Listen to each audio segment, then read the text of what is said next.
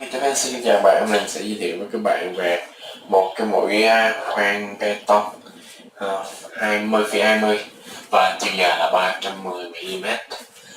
Mũi khoan bê tông Hitachi Koki. Trên đây sẽ có cái bịch của nó và nó sẽ có in cái thương hiệu Hitachi trên đây. Ngoài là một bọc nhựa rất là đẹp, và sau đây sẽ có mã vạch của nó để bạn check được cái nhà sản xuất.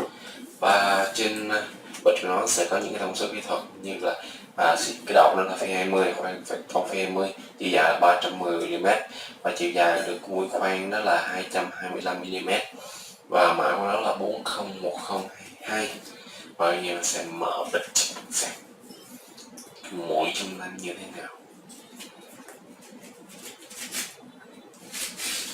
Đây, được tiện bằng một khối kim loại nguyên khối nên khi mà cái mũi ta mà ra thì rất là đẹp và rất là chắc chắn.